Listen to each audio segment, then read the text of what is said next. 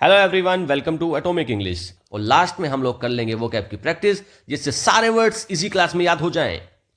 बहुत ही important class है, इसको मिस ना करें। और राइट, तो शुरू करते हैं। But before we start, channel को सब्सक्राइब कर लें ताकि आपको हमारी डेली इंपॉर्टेंट वीडियोस टाइम पर मिलते रहें। तो आज का पहला वर्ड है डिसाइफर। इसका मतलब होता है टू डिकोड और make sense of something that is unclear और डिफिकल्ट टू अंडरस्टैंड। किसी चीज को समझना या सुलझाना जो अस्पष्ट या जटिल हो, उसको सुलझाने को, डिकोड करने को बोलते हैं डिसाइफर करना। ये एक वर्ब होती है और इसका सेंटेंस यूज देखते हैं। The detective worked tirelessly to decipher the cryptic message left by the thief. Detective होता है जासूस। जासूस ने क्या करा है? बिना थके वर्क किया है, काफी एफर्ट डालने के बाद उसने वर्क किया है। टू डिसाइफर, डिकोड करने के लिए क्रिप्टिक मैसेज जो चोर ने छोड़ दिया था। चोर ने कोई मैसेज छोड़ दिया था, उसको डिसाइफर करने के लिए, उसको समझने के लिए, उसको सुलझाने के लिए डिटेक्टिव ने काफ़ी ज़्यादा मेहनत करी है। डिकोड करना, इंटरप्रेट करना, सोल्व करना या ट्रांसलेट करना, ये चार इसके सिनोनिम्स हो जाते हैं। अच्छा, एक तरफ तो आप किसी चीज़ को सोल्व कर रहे हैं, डिकोड कर रहे हैं, लेकिन दूसरी तरफ कंफ्यूज हो गए हैं, ऑब्सक्योर हो गए हैं, मिस इंटरप्रेट हो गया, गलत आपने उसका मतलब निकाल लिया। तो ये तीन इसके इंपॉर्टेंट एंटोनियम्स हो जाते हैं। अगला वर्ड है क्लाउडेड। क्लाउडेड, ये अब इसका इंग्लिश में मीनिंग देखते हैं। कवर्ड और obscured, often in reference to something unclear और अनसर्टेन। मतलब कि ढका हुआ है, अस्पष्ट है, अनिश्चित है। क्लाउडेड हो गया है मतलब वो क्लियर नहीं रहा। आप चीज़ें देखो, बादल छा जाते हैं तो हमको क्लियर नहीं दिखाई देता आसमान में कुछ भी, तो उसी से यहाँ पर मीनिंग आता है क्लाउडेड। ये एक एडजेक्टिव होता है। सेंटेंस यूज देखते हैं। His thoughts were clouded by doubt and confusion. उसकी जो थॉट्स है ना, वो क्लाउड हो गई, मतलब घिर गई। किस चीज़ से? डाउट से और कन्फ्यूजन से। घिर जाने को बोलते हैं। ऑब्सक्योर्ड हो जाना, ब्लर्ड हो जाना, ब्लर्ड, अनक्लियर है कोई चीज़, कन्फ्यूज्ड है, ये चार इसके सिनोनिम्स हो जाते हैं। अच्छा, एक तरफ तो कोई चीज़ अस्पष्ट है, ढकी हुई है, क्लियर नहीं हो पा रही है, लेकिन दूसरी तरफ है क्लियर, तो इसका उल्टा, इसका एंटोनियम हो जाएगा क्लियर। ऑब्वियस होना, कोई चीज़ बिल्कुल ऑब्वियस है, साफ है, बिल्कुल पता है। ट्रांसपेरेंट, आप उसको आर पार देख सकते हो कोई चीज़, तो क्लाउडेड उसका एंटोनियम हो जाएंगे ये तीन, क्लियर, ऑब्वियस और ट्रांसपेरेंट। अगला वर्ड है रिवाइव। ये वर्ड रोज आता है, रोज मैं इसको बताता हूँ, शायद आपको याद भी हो गया होगा। इसका मतलब होता है to bring back to life, life में दोबारा से वापस लाना, कॉन्शियसनेस में लाना, या फिर किसी एक्टिविटी को दोबारा से शुरू करना। जीवन या गतिविधि में पुनः जीवन लाना, पुनर्जीवन करना, रिस्टोर करना किसी चीज को, ये एक वर्ब होती है। और सेंटेंस में इसका यूज देखते हैं। The doctor managed to revive the patient after a long period of unconsciousness. Doctor ने क्या करा है? मैनेज करा है। रिवाइव करना मतलब दोबारा से उसको जीवन में लाना, पेशेंट को, after a long period of unconsciousness. कोई पेशेंट है, काफी लंबे समय से वह बेहोश था, अनकॉन्शियस था। अब डॉक्टर ने उसको क्या कर दिया है? रिवाइव कर दिया है, दोबारा से उसको होश में ले आया है। सिनोनिम्स देखते हैं। रेससिटेट, रेससिटेट इसका हो जाता है रिजोविनेट, रिजोविनेट करना, दोबारा से उसको जीवन में लाना। रिस्टोर करना या रिवाइव करना, ये चार इसके सिनोनिम्स हो जाए। रिवाइव तो खुद ही वर्ड है, इसको सिनोनिम में मत गिनिए। अच्छा, एक तरफ तो आप किसी को दोबारा से जीवन में ला रहे हैं, लेकिन दूसरी तरफ आप कर रहे हैं उसको किल, मारना, तो ये इसका एंटोनियम, इसका उल्टा हो जाएगा। किल करना, एक्सटिंग्विश करना, ड्रेन करना, है ना, जीवन, उसको वीकन करना, कमजोर करना। रिवाइव कर रहे हैं तो उसको आप ताकत दे रहे हैं, ठीक है, उसको दोबारा से जीवन दे रहे हैं, लेकिन उसको वीकन करना, किल करना, ड्रेन करना, तो ये इसके एंटोनियम्स हो जाते हैं। अगला वर्ड है सेंटेनरी। सेंटेनरी होता है 100th anniversary of an event. किसी भी कोई इवेंट हुआ है, उसकी 100 साल पूरे हो गए हैं, एक सेंचुरी पूरी हो गई है, उसको बोलते हैं 100वीं वर्षगांठ को सेंटेनरी। नाउन होता है ये। The centenary of the towns founding was celebrated with great fanfare. जो कोई शहर है, कोई टाउन है, कस्बा है, उसको फाउंड करा गया, मतलब कब उसको बनाया गया था, तो उसकी क्या है? सेंटेनरी है। 100 साल हो गए हैं किसी कस्बे को बने हुए, तो उस कस्बे की क्या है? सेंटेनरी है, 100वीं वर्षगांठ है। सेलिब्रेटेड विद ग्रेट फैनफेयर, उसको काफ़ी धूमधाम से मनाया गया। इसका सिनोनिम देखते हैं। सेंटेनियल या फिर 100th सेंचुरी। एंटोनियम इसका कुछ नहीं होता, जरूरी थोड़ी ना हर चीज़ का उल्टा होता ही होगा। अब 100 साल का आप उल्टा क्या करेंगे? एक दिन थोड़ी ना कर लेंगे, तो ये इसका कोई एंटोनियम नहीं है। आगे देखते हैं। मैसिव। मैसिव का मतलब होता है वेरी लार्ज, हैवी और सॉलिड, बहुत बड़ा या बहुत भारी, उसको बोलते हैं मैसिव। ये एक एडजेक्टिव होता है। The massive statue stood proudly in the centre of the park. Massive मतलब काफ़ी बड़ी स्टैचू है, मूर्ति है, वो कहाँ पर स्टूड है, कहाँ पर खड़ी हुई है? Proudly in the centre of the park, ये पार्क के बिल्कुल सेंटर में खड़ी हुई है। देखो, एडजेक्टिव है तो नाउन का एक्स्ट्रा इन्फॉर्मेशन देगा। स्टैचू होती है अपने आप में एक नाउन, नाउन के एक्स्ट्रा इन्फॉर्मेशन दे रहा है मैसिव, तो ये है एक एडजेक्टिव। तो इसका सिनोनिम देखते हैं आगे। इनॉर्मस काफ़ी बड़ा, ह्यूज, जाइजेंटिक और कोलोसल, ये चार इसके इंपॉर्टेंट वो हैं सिनोनिम्स हैं। ये जो दो है ना, जाइजेंटिक और कोलोसल, ये काफ़ी बढ़िया, ये एग्जाम में आपको देखने को मिलते हैं, तो ये इंपॉर्टेंट है, इनको याद करिएगा। अच्छा, इसका एक तरफ तो कोई बहुत बड़ी चीज़ है, काफ़ी भारी चीज़ है, लेकिन दूसरी तरफ है स्मॉल, बहुत छोटा सा है, टाइनी है, माइन्यूट है और स्लाइट है ना। तो ये चार इसके एंटोनियम्स हो जाते हैं। अगला वर्ड है ग्राफिटी। ग्राफिटी का मतलब होता है ड्राइंग्स, राइटिंग्स या फिर markings made on public surfaces often illegally तरीके से अगर कोई ड्राइंग, राइटिंग वगैरह बनाई हुई है तो उसको बोलते हैं ग्राफिटी। सार्वजनिक स्थलों पर की गई चित्रकारी या लेखन, नाउन होता है ये। The walls of the old building were covered in vibrant graffiti. जो ओल्ड बिल्डिंग की जो वॉल्स हैं वो कवर हैं, उनके ऊपर क्या है, काफ़ी वाइब्रेंट ग्राफिटी बनी हुई हैं, काफ़ी इस तरह की ड्राइंग या पेंटिंग्स वगैरह बनी हुई हैं, कुछ लेख लिखे हुए हैं। स्ट्रीट आर्ट को बोलते हैं, सिनोनिम हो जाता है इसका स्ट्रीट आर्ट, म्यूरल्स और टैक्स। ठीक है। अच्छा, एक तरफ तो काफ़ी दीवार वगैरह पर लिखी हुई हैं चीज़ें, लेकिन दूसरी तरफ क्या है, क्लीनलीनेस है, सफाई है, ऑर्डरलीनेस है, वहाँ कुछ नहीं लिखा हुआ है, तो ये इसके दो एंटोनियम्स हो जाते हैं। आगे देखते हैं। अगला वर्ड है इंस्क्राइब। इंस्क्राइब का मतलब होता है टू राइट और कार्व वर्ड्स और सिंबल्स ऑन समथिंग। आप किसी चीज़ पर कुछ लिखते हैं, पत्थर पर लिख दिया, दीवार पर लिख दिया, है ना, या पेड़ पर लिख दिया, तो उसको बोलते हैं इंस्क्राइब करना। कुछ पर शब्द या प्रतीक लिखना या खुदवाना, है ना। इंस्क्राइब मतलब वैसे तो खुदवाना इसका हिंदी में सही वर्ड होगा इसके लिए, ये एक वर्ब होती है। अच्छा, इसका सेंटेंस यूज देखते हैं। The artist inscribed his name at the bottom of the painting. Artist ने क्या करा, इंस्क्राइब करा है, खुदवा दिया है, नाम लिखवा दिया है, और कहाँ पर लिखवा दिया अपना नाम, bottom of the painting, painting के बिल्कुल नीचे, तो वहाँ पर उसने अपना नाम लिखवा दिया है आर्टिस्ट ने। इंस्क्राइब मतलब खुदवाना, लिया है लिखवाना। एनग्रेव करना, कार्व करना, एच करना या फिर राइट करना, ये चार इसके सिनोनिम्स हो जाते हैं। अच्छा, एक तरफ तो आप लिखवा रहे हो, नाम लिखवा रहे हो, खुदवा रहे हो, लेकिन दूसरी तरफ आप कर रहे हो इरेज, तो इसका उल्टा एंटोनिम्स हो जाएगा इरेज करना, डिलीट करना या फिर रिमूव, हटा देना। नेक्स्ट, अगला वर्ड है पोस्टसर्ट्स। पोस्टसर्ट्स का क्या मतलब होता है भाई, फ्रेगमेंट्स ऑफ ब्रोकन पोएट्री। कोई पुरानी पोट्री है ना, मटकी है कोई, या फिर पोट्री वैसे तो मिट्टी के बर्तन को बोलते हैं, तो ये मिट्टी का कोई बर्तन है, वो टूटा हुआ है और उसके जो टुकड़े हैं उनको बोलते हैं पोटसर्ट्स। पोटसर्ट्स, है ना, पोट मतलब मिट्टी के बर्तन को बोलते हैं पोटसर्ट्स, मतलब टुकड़े हैं उसके, पोटसर्ट्स। नाउन होता है ये। Archaeologist found potsherds from ancient civilisations during the excavation. Archaeologist जो खुदाई वगैरह, जो एंशिएंट चीज़ों को जो अंदर से निकलती है एक्सकेवेशन के बाद, उसको स्टडी करते हैं। तो आर्कियोलॉजिस्ट फाउंड, उनको क्या मिला है, पोस्टसर्ट्स मिले हैं, मिट्टी के बर्तनों के टुकड़े मिले हैं from the ancient civilisation during the excavation, खुदाई के दौरान। Pottery fragments, shards, broken pottery, ये तीन इसके सिनोनिम्स हो जाते हैं। होल पोट्री अगर कोई पूरा बर्तन है तो वो इसका उल्टा हो जाएगा, एक तरफ तो टूटा हुआ है लेकिन दूसरी तरफ क्या है, होल पोट्री है, पूरा ही वहाँ पर बर्तन है, तो ये हो गया। अगला वर्ड है रिडल। रिडल का मतलब क्या होता है भाई, a question or puzzle that requires thought and ingenuity to solve. एक ऐसा क्वेश्चन है, एक ऐसा पजल है जिसको हम सोचने के लिए मजबूर हैं और वो हमसे सुलझ नहीं रहा, आसानी से वो सुलझ नहीं रहा, उसमें काफ़ी ज़्यादा थॉट लगती हैं और काफ़ी ज़्यादा इंजेन्युइटी की ज़रूरत होती है। एक ऐसा सवाल या पहेली जिसे हल करने के लिए सोच और चतुराई की आवश्यकता होती है, ये एक नाउन होता है रिडल।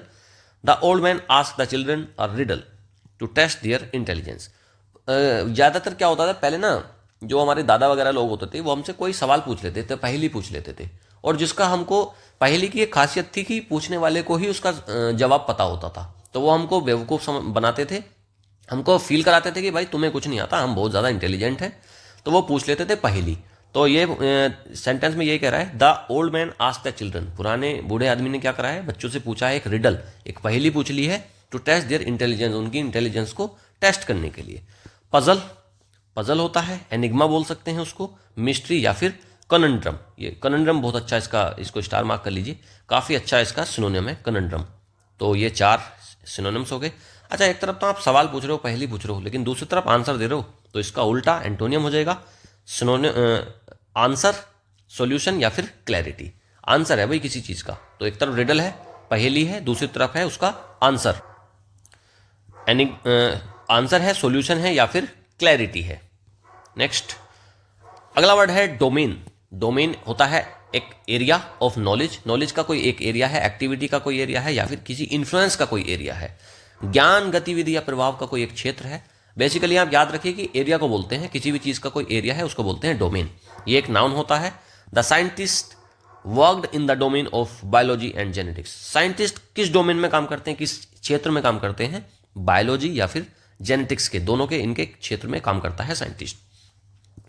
फील्ड, फील्ड को बोल सकते हैं, एरिया को बोल सकते हैं, रियल्म या फिर टेरिटरी। ये चार इसके सिनोनिम हो जाते हैं। भाई फील्ड हो गया किसी का कि भाई इस फील्ड में काम कर रहे हैं, इस डोमेन में काम कर रहे हैं, ये एरिया है, ये रियल्म है, या फिर ये टेरिटरी है, उसको डोमेन बोल देते हैं।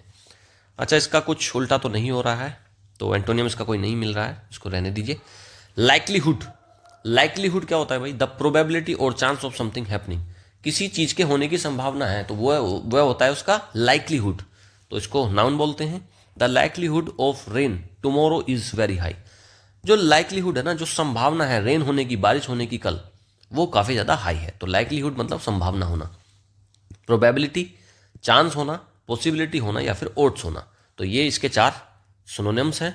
अच्छा, एक तरफ तो किसी चीज की संभावना है, पॉसिबिलिटी है कि भाई ये चीज होगी, लेकिन दूसरी तरफ इम्पॉसिबिलिटी है, तो इसका उल्टा, इसका एंटोनियम हो जाएगा इम्पॉसिबिलिटी। नहीं हो पाएगा, कोई काम पॉसिबल नहीं है। अनलाइकलीहुड है, लाइकलीहुड उल्टा हो गया अनलाइकलीहुड। इम्प्रोबेबिलिटी, प्रोबेबिलिटी है लेकिन उसकी उल्टा इम्प्रोबेबिलिटी है कि भाई नहीं होगी कोई चीज। अगला वर्ड है अनरावेल। अनरावेल इसका मतलब क्या होता है भाई? टू सोल्व और अनटेंगल समथिंग कॉम्प्लिकेटेड और कंफ्यूजिंग। किसी एक ऐसी चीज है, कोई जटिल या उलझी हुई चीज है, उसको सुलझाने को बोलते हैं अनरावेल करना। वर्ब होती है ये अपने आप में एक। सेंटेंस यूज देखते हैं, detective worked hard to unravel the mystery of the missing necklace. Detective ने क्या काम करा है? वर्क हार्ड करा है अनरावल करने के लिए, सुलझाने के लिए। किस चीज को? मिस्ट्री। मिस्ट्री होती है क्या? मिस्ट्री होती है एक गुत्थी बोल सकते हो आप, या फिर कोई रहस्य, इसको बोलते हैं मिस्ट्री। जो मिसिंग, कोई नेकलेस मिस हो गया था, उसको सुलझाने के लिए डिटेक्टिव लग गया और उसने क्या काम करा? काफी ज्यादा वर्क हार्ड करा अनरावल करने के लिए, सुलझाने के लिए उस गुत्थी को, उस समस्या को, उस केस को। सॉल्व करना, अनटेंगल करना, डिसाइफर करना और क्लैरिफाई करना। देखो स्टार्टिंग में आया था डिसाइफर वर्ड, तो वो इसी का सिनोनियम है। उसका मतलब भी होता है चीजों को सुलझाना, अनरावल या फिर डिसाइफर। तो चार इसके बड़े इंपॉर्टेंट सिनोनिम हो जाते हैं। अच्छा, एक तरफ तो कोई चीज सुलझाई जा रही है, उसको सोल्व करा जा रहा है, अनटेंगल करा जा रहा है, क्लैरिफाई करा जा रहा है, लेकिन दूसरी तरफ कंफ्यूज कर दिया, वो चीज कंफ्यूजन में डाल रही है, नहीं हो रही है। तो ये इसका उल्टा एंटोनियम हो जाएगा कंफ्यूज, कॉम्प्लिकेट या फिर एंटेंगल। अनटेंगल करना सिनोनियम हो जाता है, एंटेंगल करना इसका एंटोनियम्स हो जाता है। नेक्स्ट, अगला वर्ड है mystery. Something that is difficult और इम्पॉसिबल टू अंडरस्टैंड और एक्सप्लेन। कोई एक ऐसी चीज है भाई जो बहुत मुश्किल है, काफी ज्यादा इम्पॉसिबल है समझने में या फिर बताने में। कुछ ऐसा जो समझना या व्याख्या करना मुश्किल हो, नाउन होती है। The disappearance of the ancient civilisation remains a mystery to historian. जो डिसअपियरेंस हो गया ना, जो गायब होगी ना पुरानी सभ्यताएं, एंशिएंट सिविलाइजेशन, वो आज भी एक मिस्ट्री बनी हुई है, आज भी एक ऐसी गुत्थी बनी हुई है जो हिस्टोरियंस नहीं सोल्व कर पा रहे हैं उसको। ठीक है। एनिग्मा होता है इसका सिनोनियम, पजल, रिडल या फिर सीक्रेट। तो मिस्ट्री का मतलब रिडल भी हो जाएगा, पहली वो भी नहीं सुलझती, वैसे ही ये मिस्ट्री है। तो ये चार इसके इंपॉर्टेंट सिनोनिम्स हो जाते हैं। अच्छा, एक तरफ तो भाई मिस्ट्री है, समझ में नहीं आ रही कोई भी चीज़ की कैसी है, समस्या उसको समझना मुश्किल हो गया है, उसकी व्याख्या करना, उसको बताना मुश्किल है। लेकिन एक तरफ क्लैरिटी एकदम क्लियर है, बता सकते हैं, आराम से समझ में आ रहा है। सर्टेनिटी है किसी चीज़ की, सोल्यूशन है किसी चीज़ का। तो ये तीन इसके एंटोनियम्स हो जाएंगे। वोकैब की प्रैक्टिस कर लेते हैं।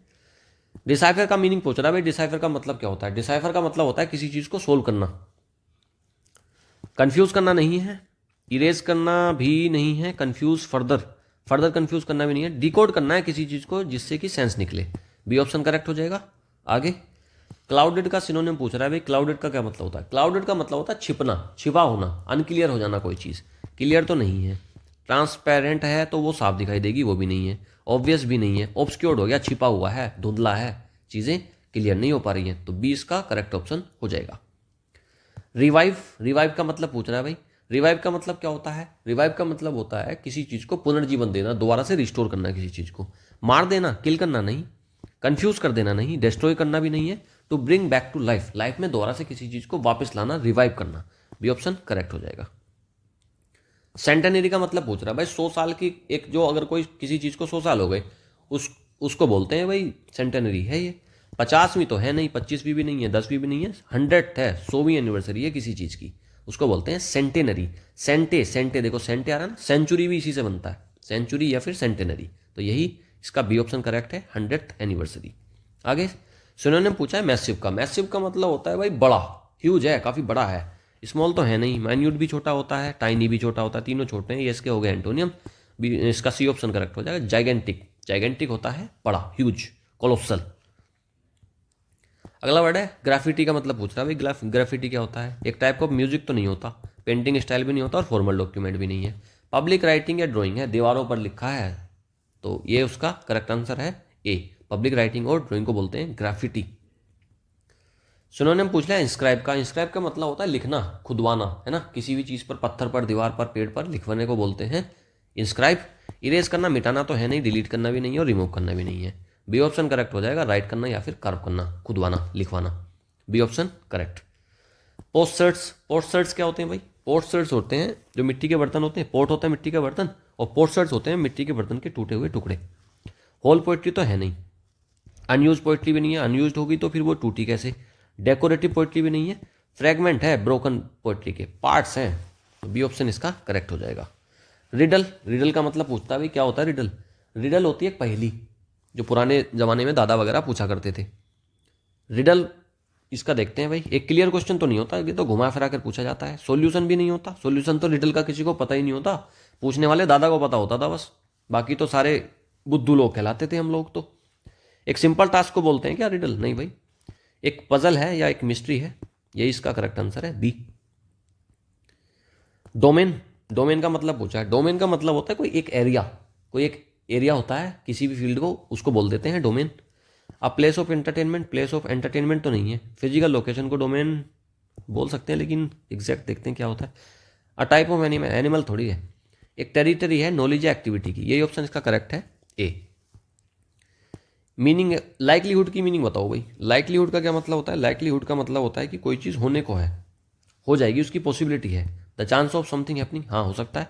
इम्पॉसिबिलिटी तो नहीं है, एक डेफिनेट आउटकम भी नहीं है और एक रैंडम इवेंट भी नहीं है, इसका भी नहीं, ए ऑप्शन करेक्ट है।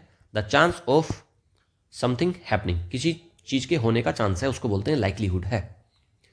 अनरावल, अनरावल का मतलब होता है भाई सोल्व कर देना किसी चीज़ को, है ना, अनरावल करना या फिर डिसाइफर करना। डिसाइफर भी DECIPHER, डिसाइफर। कंफ्यूज करना, सोल्व करना या फिर कॉम्प्लिकेट करना, क्रिएट करना एक प्रॉब्लम को। प्रॉब्लम बनाने को नहीं बोलते, सोल्व करने को बोलते हैं। कंफ्यूज करने को नहीं बोलते, कॉम्प्लिकेट करने को नहीं बोलते। टू सोल्व और अनटेंगल, ये इसका बी ऑप्शन करेक्ट है। अगला है भाई मिस्ट्री की, बता दो सिनोनिम। मिस्ट्री क्या होता है? मिस्ट्री होती है एक रहस्य, एक गुत्थी, सॉल्यूशन नहीं होता, आंसर नहीं होता, क्लैरिटी नहीं होती, रिडल, पहेली, उसी को बोलते हैं मिस्ट्री। तो देखा आपने, आपको सारे वर्ड्स प्रैक्टिस के बाद इसी क्लास में याद हो गए होंगे। अगर क्लास अच्छी लगी है तो लाइक, शेयर एंड कमेंट, और हाँ, जाने से पहले चैनल को सब्सक्राइब करना ना भूलें। Alright, thank you, have a nice day, good bye.